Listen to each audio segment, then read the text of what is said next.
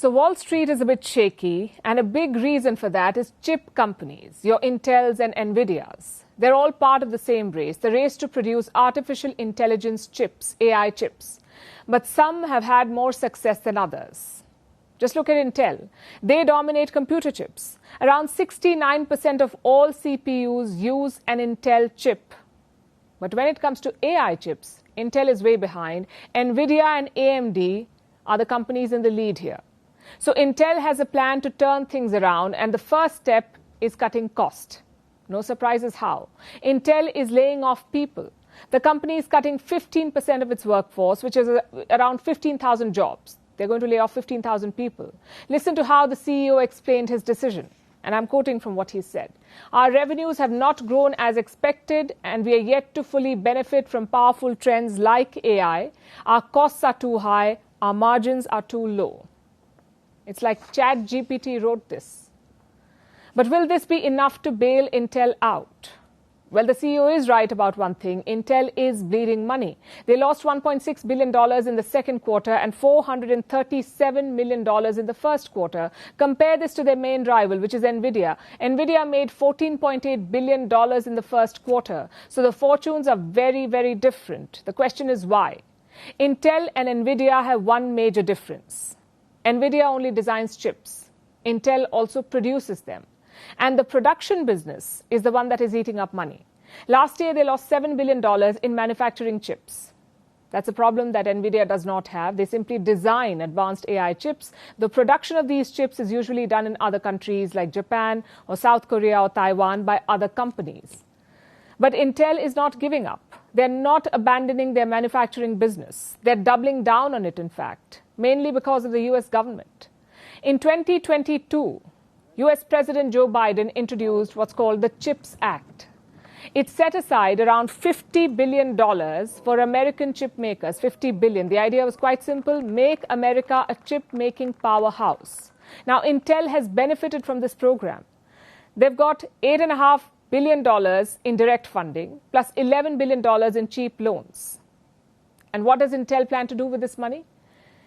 Well, they plan to set up factories around America. So the company has a long-term plan here. First, focus more on manufacturing chips. And second, latch on to the US campaign, which brings us to Intel's rivals. What are they planning to do? Nvidia is riding high on confidence, but it could be a bumpy road ahead. Just look at the last 1 month. First, Nvidia shares lost $430 billion in a sell-off. Then they gained $329 billion in a single day. So the AI journey will not be linear. Much like any industry, it will have its ups and downs. Let's look at some more numbers. Nvidia shares are 11% down in the last 1 month.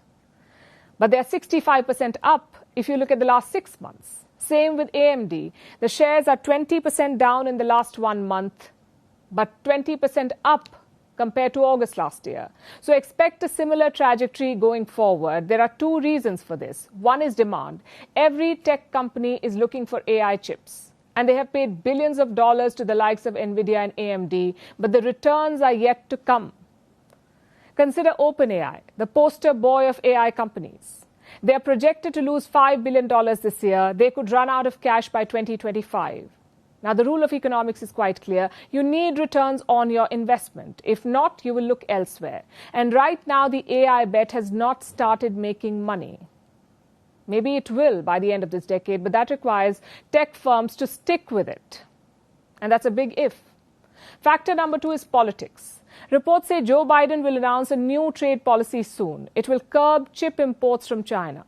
At the same time, it will exempt imports from allied nations like Japan or South Korea or the Netherlands.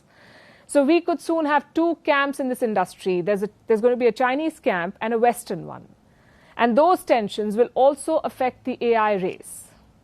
So these are volatile times for chip firms. They're still refining their strategies, seeing what works for them, and adjusting to political realities. There will be ups and downs in the stock prices. If you're brave, you can cash in.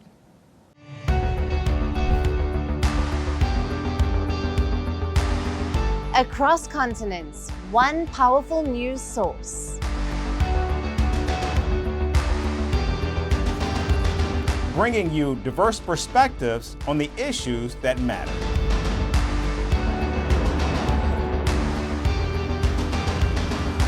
We go beyond the boundaries to give you that little extra about every sporting moment.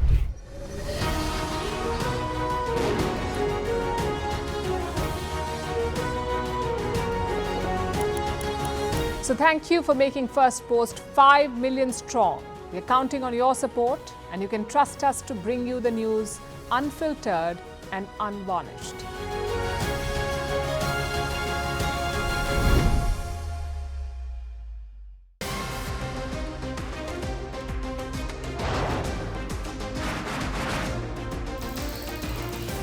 On the show today, the T20 World Cup bandwagon has moved across to the West Indies. What can you expect from this? Hello, I'm Alison Green, coming to you from Durban, South Africa. Today we have a special Start with a report on India's shifting nuclear posture. The first time since India officially became a nuclear power. Hello and welcome to Firstpost America. I'm Eric Ham, coming to you live from the nation's capital, Washington, D.C.